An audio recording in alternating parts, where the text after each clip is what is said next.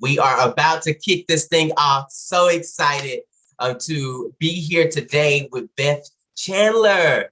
Having a conversation about Black history. It is 2022, and now more than ever, I think many people would say that we need to be having these conversations about not only the importance of Black history, but the connection between the varying identities within the Black community itself. And quite often, we don't have enough the conversation about the relationships between the LGBTQ plus community, including even those folk who identify as straight, and what our relationships are like and how that contributes to the way that we navigate the world. And so this conversation is really being centered on Black LGBTQ plus people's experiences, navigating society at large in their own communities. We're exploring the historical and modern contexts influencing their relationships, workplace opportunities, and overall quality of life. So today I have the distinct honor of welcoming into this conversation Beth Chandler, who is the president and CEO of YW Boston, and is an incredible leader that many of you already know of. But for those of you who don't, you are in for a treat. And so without further ado, Beth, hello. Welcome to this conversation. And thank you so much for being here. Hi, Jonathan. Thank you so much for the invitation. I really appreciate the opportunity to converse with you today. If you can, share a little bit about some things that you've done even in your life, personally and professionally, that contributes to Black history. This is a good opportunity to gas yourself up. How have you made your mark already in the world and contributed to our progression? I don't know how I've contributed. I hope I have in some small way. I don't really think about the work I do and how it elevates me. I think my orientation has always been, how am I helping to elevate others? And that's really how I got involved, certainly with YW Boston, but also with the nonprofit sector in general. Again, I've always thought about what is it that I can do to help others, to ensure that others have agency, to be able to really direct their own lives and to fulfill their dreams. And I grew up in a small town in Connecticut, which in many ways was a great place to grow up, but it was also challenging having all the identities that I have as somebody who grew up Black in a predominantly white town, who grew up as a girl in a world that is very male centric, who grew up as LGBTQ, and at that time it wasn't something that people talked a lot about, and I didn't even identify as that until later in life. And so I think having had all those experiences because of the identities I have has helped me be aware of challenges that others may face because of their identities, and has led me again to be in the nonprofit sector and ultimately at YW Boston, where our work really focuses on creating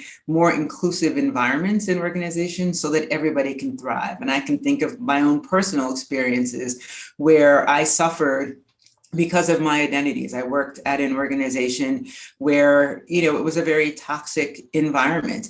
And there were ways that I was, humiliated and felt to feel humiliated, embarrassed, to question myself because of how I was supposed to be acting, or how I should dress, or how I should wear my hair, or experiences that I should have had because I was in those environments. And I ended up getting physically sick at one place. My doctor said it was because of all of the stress that I was feeling, not because of the work, but because of, all the micro and not so micro aggressions that were happening. And I think that experience in particular, led me to want to be at a place like YW Boston, where we're helping organizations understand what are the things that they're doing, whether intentional or unintentional, that might be creating a toxic environment for their employees, particularly those that identify as women, people of color, and women of color. And sometimes we don't even know that we're doing these things, right? And it's not always about our behavior to someone, but it's about the system And that's really what, we try to get at YW, is helping people understand that there's a system in which we all operate. And that's not something that before I got to YW Boston, I really understood particularly well. I was always thinking more about the individual interactions and what were people doing and what was their intent. And it was only at YW when I began to understand that there is this system that exists, and we, often refer to it as the 4 eyes, where, because of how oppression plays out in so many dimensions, that it's important to really think about all of that, right, in order to unearth what is getting in the way of people being able to be successful. Like what is going on within your culture that's contributing to that if you're an organization.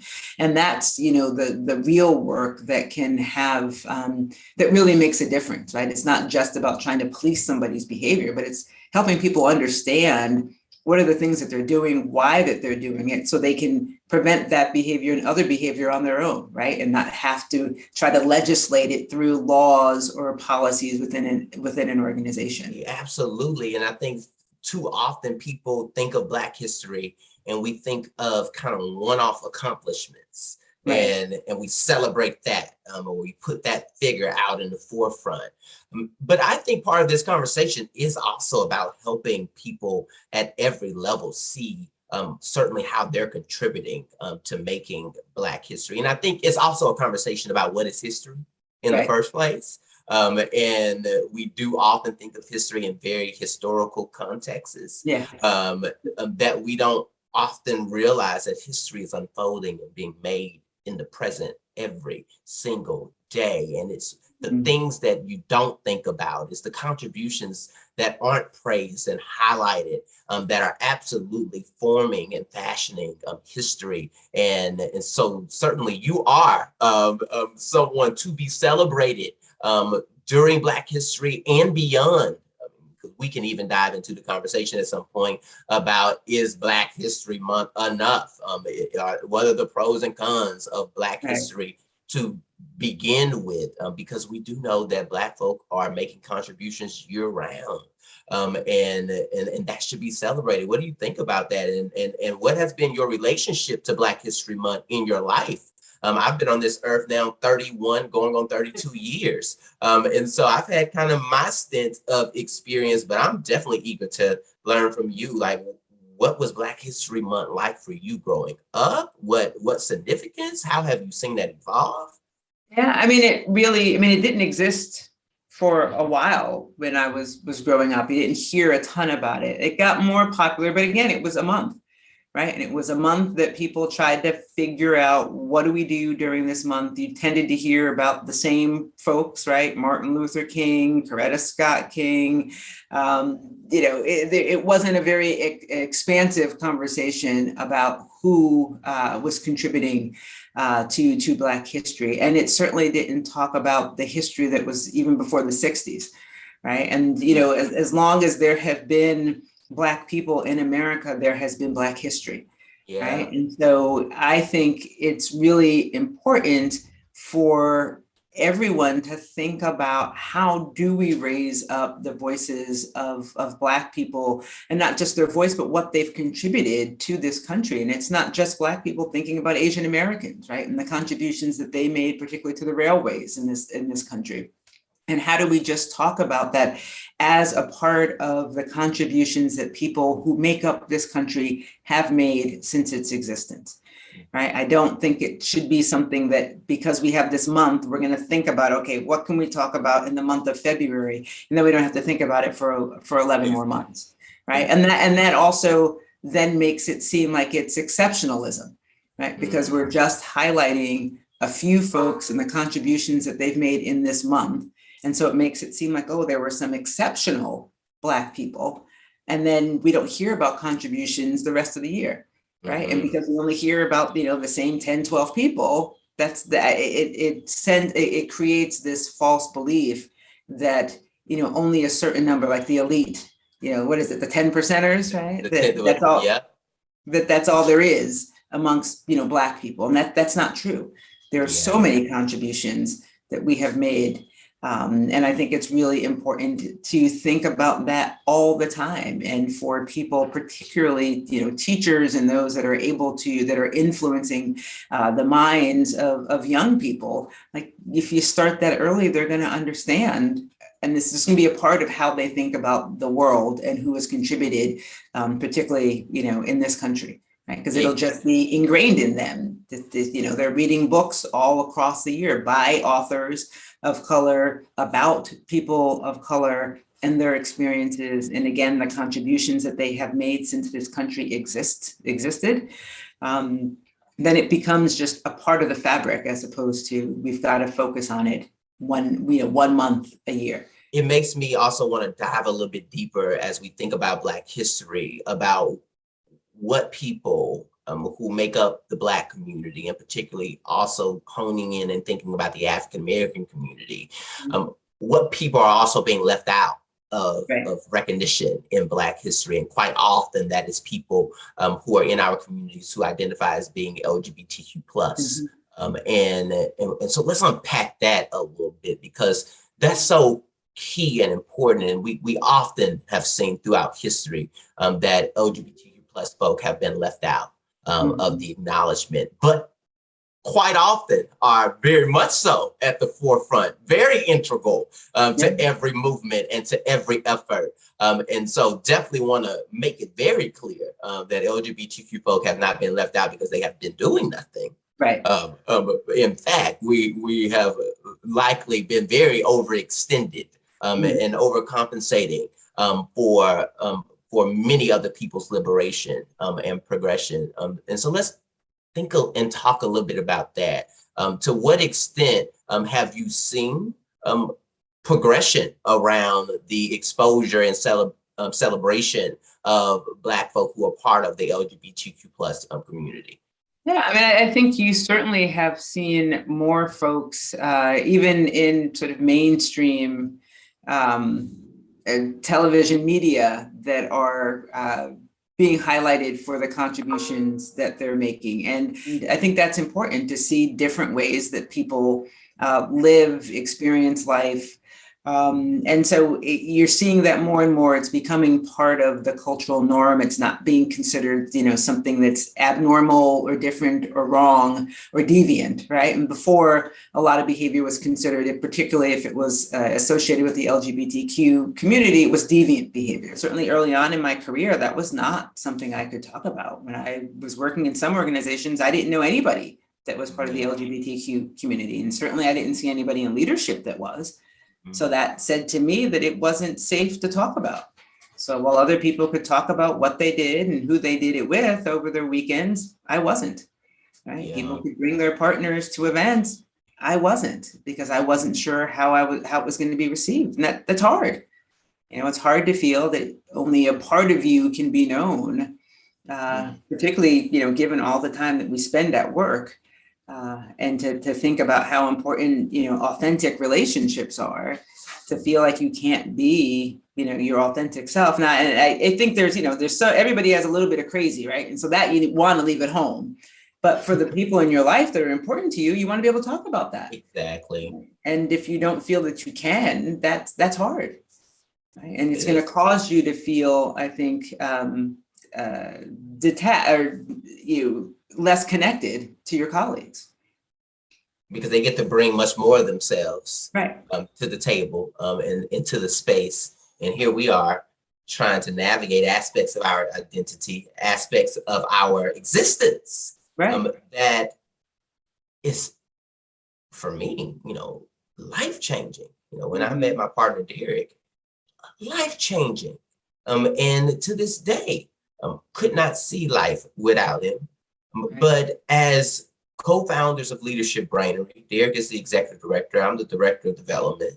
We've even had people ask us, how y'all gonna navigate letting people know that y'all together? And people may not look positively at two gay men leading the organization and them even being married. And that's a whole nother conversation about, founders who are married running organizations. But just the mere notion of, our lives and our relationship, having to hide that from supporters or not mention it as much is stressful and unfortunate and unfair when so many other people who identify according to the norms, what is deemed normal or the standard in society, is able to just kind of do what they do. We can expose people's lived experience and allow people to understand that everybody doesn't have to fit in a particular box. And I think that is getting better, but it's slow. And part of that's just going to become, will happen the more that we get to see how people live.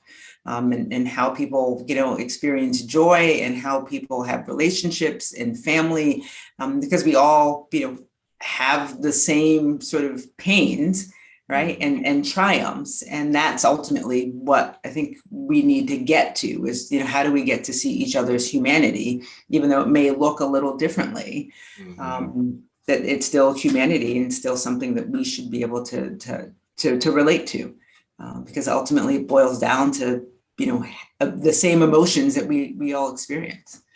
But I think that's so key.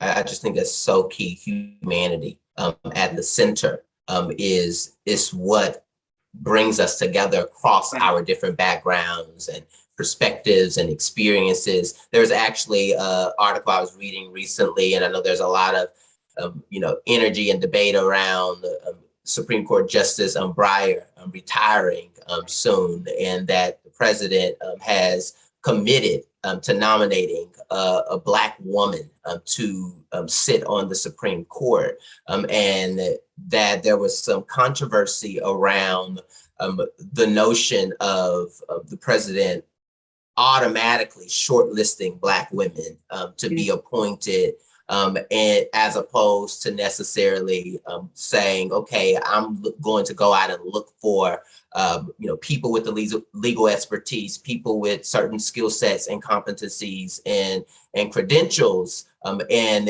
then from that list, prioritize or source who's Black, as opposed to leading with the racial identity. And so there's kind of conversation about what does that insinuate? Does that then insinuate to folk that if a Black woman is nominated, that they are somehow not qualified to take on the role because they wasn't initially identified because of their qualifications? And that's, someone posed that, and I thought that was quite a jaded reflection. So I want to dive into that with you a little bit. What do you think about that? Yeah, I mean, I don't know. I think was it Reagan that appointed Sandra Day O'Connor as the first woman, and I think he said he was going to put a woman on the Supreme Court. And I don't think there was a lot of hullabaloo that he said he was going to be intentional about putting a woman. And I think the assumption was it was going to be a white woman, and I guess that was okay for people, right?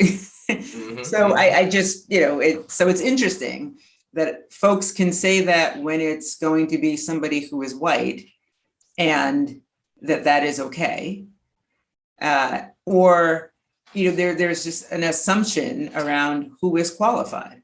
So even if he said he was going to pick the most qualified candidate, which he is, he's going to pick the most qualified candidate in his mind for the Supreme Court, and it's also going to happen to be a Black woman, that that doesn't mean that she's less qualified than anybody else, but there's this assumption that people have, if it is not someone who is white, that thus that person is less qualified. Exactly. And I think that, people need to really dive into that and think about why do they make that assumption? Because we hear that often in our work when organizations say that they really want to focus on making sure they're hiring, that they want to hire more diverse candidates. And then there's rumbling inside the organization, oh, we're lowering our standards. Why does that mean that? Because it doesn't, right? It doesn't mean that you're lowering your standards. Because that's exactly the assumption that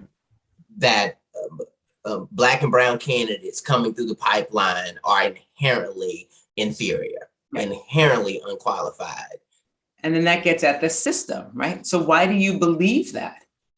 There are plenty of qualified candidates and not qualified candidates of all, Exactly. races, right? So why is it that if you're saying you're going to have more diverse candidates, you jump to that assumption? And even sometimes people of color do, right? So what is it within our society that has given us that message? And how do we, check ourselves on that? Because we can find as equally as many qualified, people of color as we can white people, and just as many, folks that are white that are not qualified. Yeah. But you don't hear about that, right? There's some assumption. We hire a white person, oh, they must be qualified. You hire a person of color and people start whispering, oh, I don't know. Like, why is that? Let's do a double check. Let's make sure, Right. let's vet this person. Let's make sure that they really can perform. And that same level of rigor and bias isn't given to other candidates. And I think the Brian Flores comes to mind for the NFL. Right, he's got the suit now for Miami Dolphins. Suing the NFL.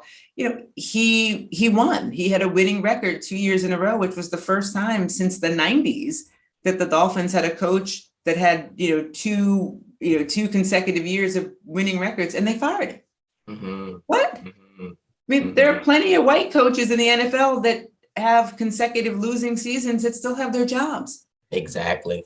And there were, I forgot how many openings, at least 9. And the few that have come out so far, all been white guys. Exactly. And then from the text messages between him and Bill Belichick, for you then to even remove the curtain that a decision has technically already been made or likely has already been made. And you're still going to interview me for performance. Is that what it is? And how often do we see that throughout the workforce? Happening all the time, where people are going through interviews just so that companies can say that they interviewed some candidates of color and have no desire or aspirations to actually hire those folks. And that's one thing I struggle with the Rooney Rule, which that falls from the NFL. They required the teams interview candidates of color for every position before they make a final decision to try to encourage candidates of organizations, NFL teams, to look at candidates of color. In theory, it sounds like a great idea, but I think often what happens is that people just pick people of color to interview so that they can hire the candidate that they want in the first place. Right? And so I think if an organization is going to do that, one, I don't think it solves the problem, because you're not really looking at what's going on in your culture for you to default to always hiring, people that are white. Secondly, I think if you are implementing this rule, you really need to look at, so have we increased the number of candidates of color that we hired, right? Because that is the purpose of that rule, is to look at, are you increasing? It's not just, are you talking to people, but are you actually hiring them? Exactly. And if you're seeing that you have these diverse slates of candidates for roles, but it doesn't change your hiring, then why bother doing it? Like, there's something else going on that you need to investigate. That needs to be unpacked. And quite often it is a reflection of leadership and expectation setting, resource allocation, and vision. So often people forget how much and how critical vision to the culture of an organization is, how important that is, because that sets the tone for where we're headed and what we're prioritizing and what we are aspiring for. And if a vision has not been set clearly with passion and commitment to not just moving the needle, but bringing about transformation, if that's not a part of the vision, then we're stalemated, we're stagnant in that progress. And so as a leader, Beth, how are you navigating being a Black woman who also identifies as a member of the LGBTQ plus community? How do you navigate that? What are the challenges, but also the opportunities that arise because of that intersecting identity? And how is that influencing the way that our communities should be continuing to listen to each other and evolve and learn from each other so that we can work closer together, because there is absolutely a divide between different spectrums of identity within the Black community that I don't think we talk enough about. Yeah, I often will refer to the oppression Olympics, right? And I think that often is what gets in the way of people coming together across difference, because we all experience the world differently, and depending on your identities or multiple identities, that can also shape your experience. And it is sometimes difficult for people to hear about one person's experience and not try to say, but what about me?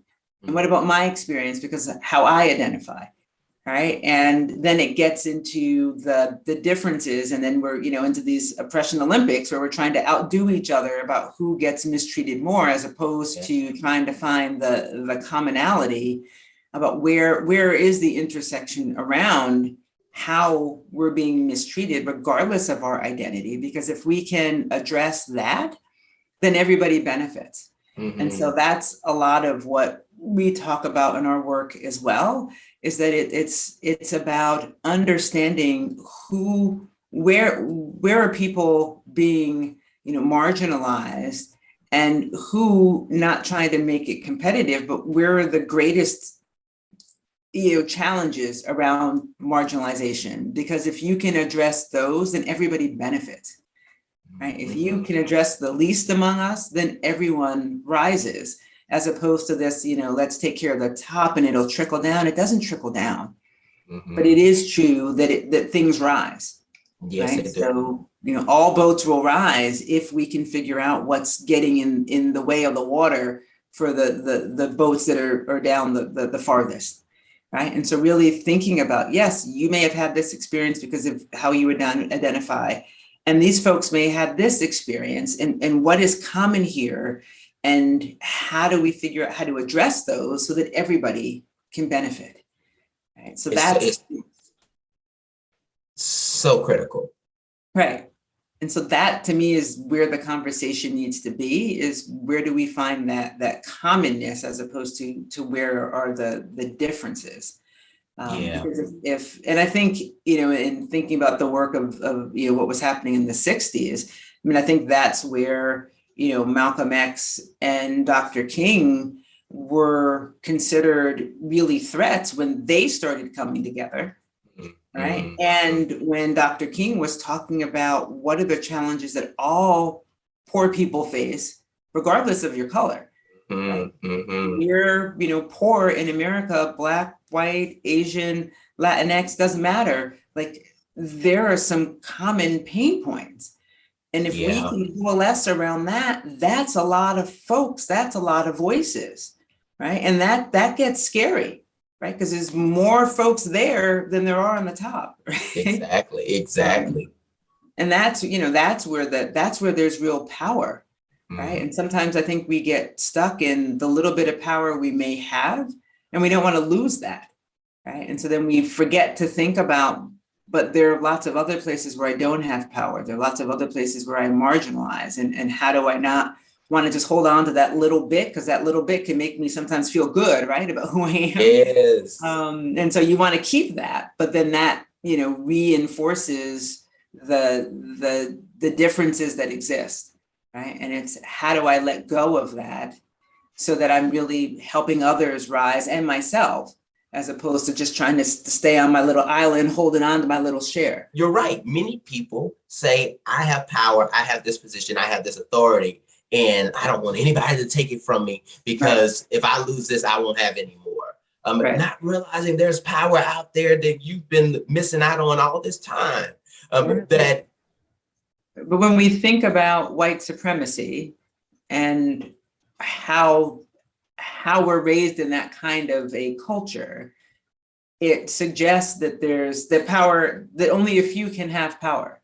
Right? It may not be true or not, but that's sort of how we're raised and socialized in this country with white supremacy, that there are power structures, there are people that hold positions of power, and that there are advantages to that, and that's what you're working for, right? Your purpose is to, ideally rise up whatever ladder, whatever sector, industry you're in, to get to attain to get to the top, right? And then that affords you certain privileges because now you are at the top. That is kind of how this society is structured, right? And we're also told that anybody can do it, right? You pick yourself up by your bootstraps and you can do it, right? It's open to everybody. It's egalitarian here, equal opportunity. We know none of that's true, right? And people are starting to recognize that, particularly when you think of,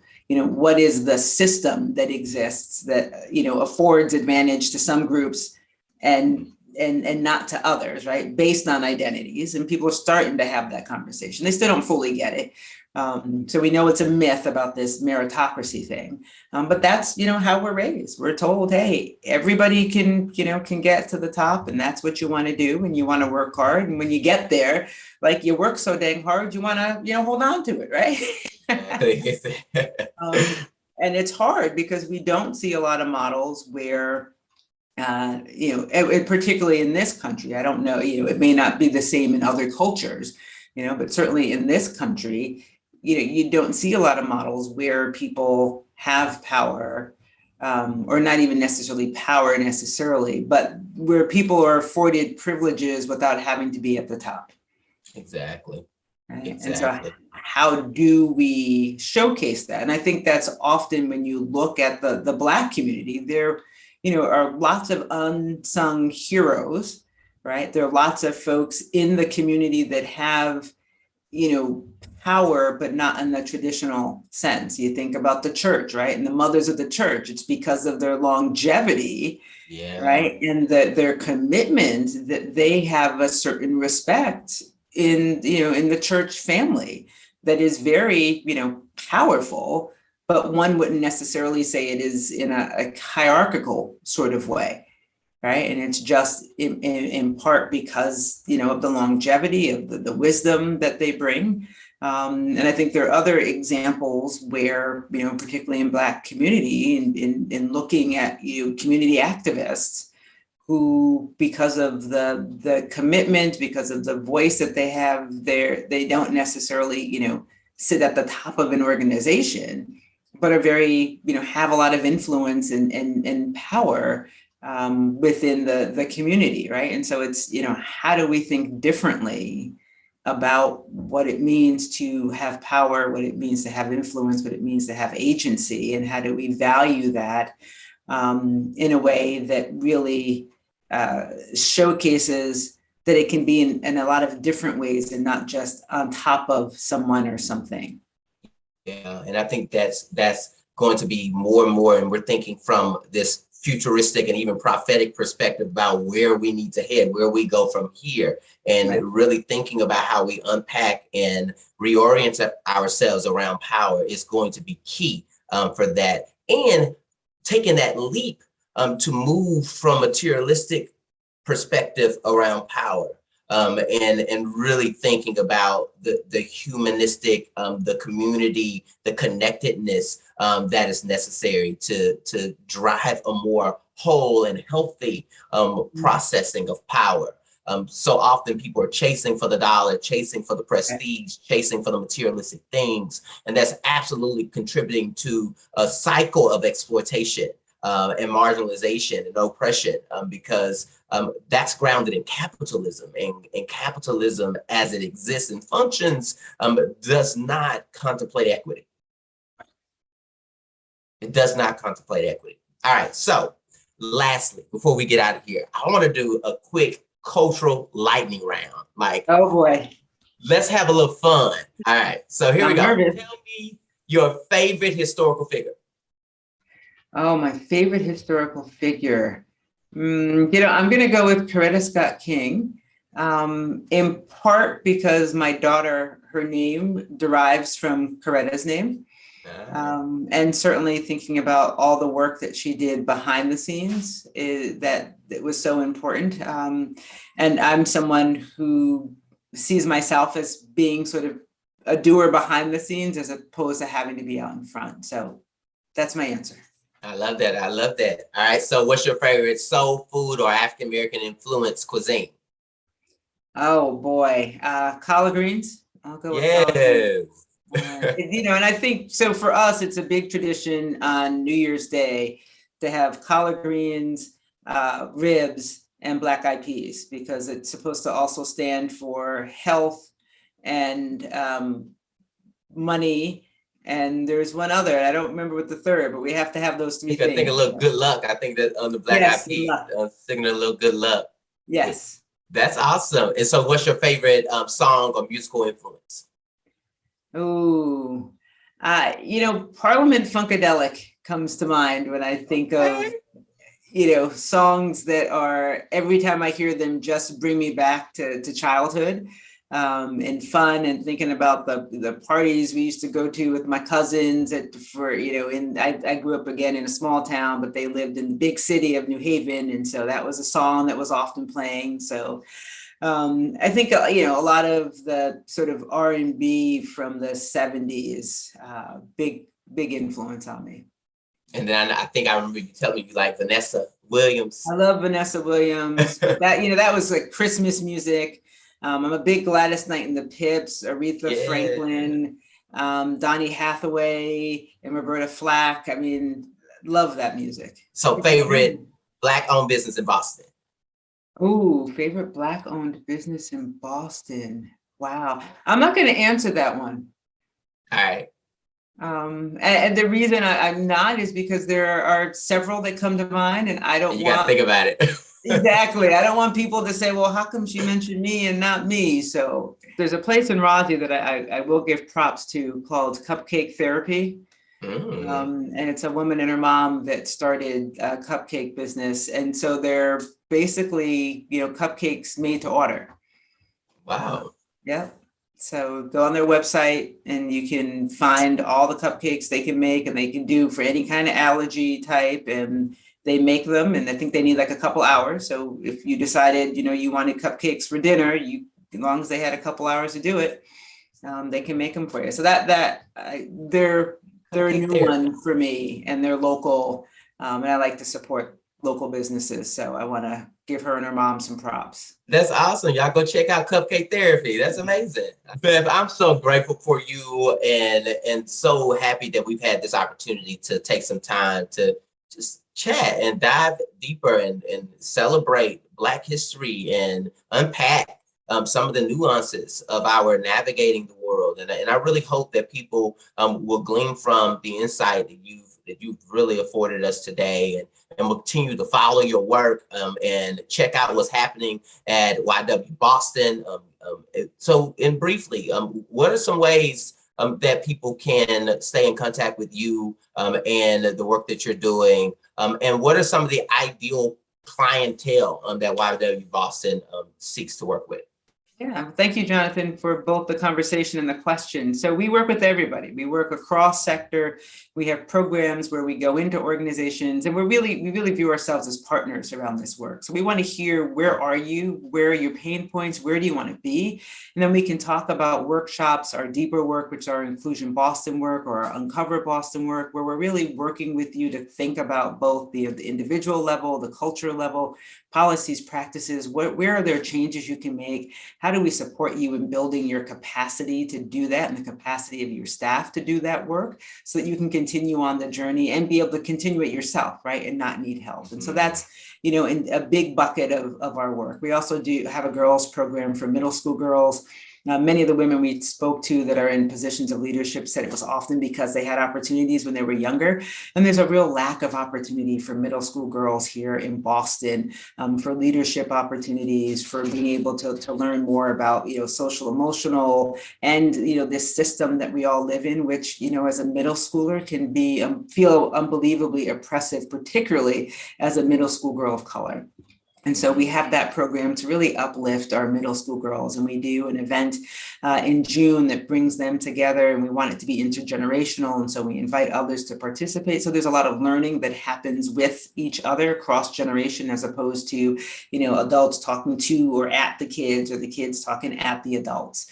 And so there are plenty of ways to get involved. We do events over the course of the year. So there's that for our fire participants. That's our middle school girls program. Our big fundraiser is AWA in June, where we highlight outstanding women, many women of color, but not all women of color. And so it'd be great if people want to go on the website and attend that event in June. And we do events in the fall that are really about giving folks tools so that they can go back to their organizations and support their DEI journey there. So those are ways that people can connect. They can go on our website and fill out a form, and we can follow up, whether it's you want to learn more about a program, maybe to bring to your organization, or if you're interested in a volunteer opportunity, or certainly if you want to give to us so we can continue to do the work that we do. Oh, thank you so much. And everybody, please continue to support Beth in her leadership over at YW Boston. I'm so honored to have moderated this conversation, and certainly on behalf of PIOW, Pride in Our Workplace. Now in Black History Month and beyond, there is a major charge for us to continue to do the work that we're doing intersectionally and equitably. And so I'm proud to celebrate today Beth Chandler and your leadership, all that you've done, are doing, and are going to continue to do. We honor you today, and we honor you always, but certainly want to pause and take the time to let you know how grateful we are for your leadership, Beth. We wish you much more success, love, prosperity, and peace.